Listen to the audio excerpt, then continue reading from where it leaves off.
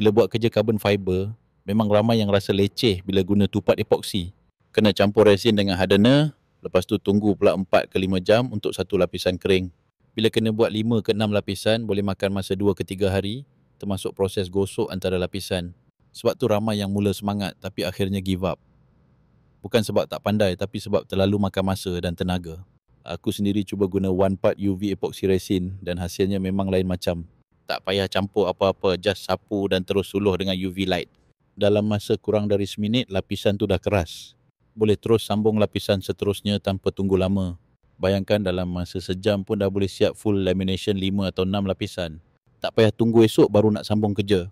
Lagi satu, bila lapisan cepat kering dan keras, proses sanding pun jadi mudah dan tak melecehkan. Permukaan pun nampak kemas dan solid. Cuma pastikan guna UV light yang cukup power. Kalau permukaan besar, kena suluh rata supaya curing sekata. Walaupun UV epoxy ni mungkin lebih mahal sikit dari resin biasa, tapi bila tengok masa yang jimat memang sangat berbaloi. Untuk siapa yang nak buat projek DIY carbon fiber dan tak nak buang masa berhari-hari, UV epoxy ni memang pilihan terbaik. Cepat kemas dan hasil nampak macam kerja profesional.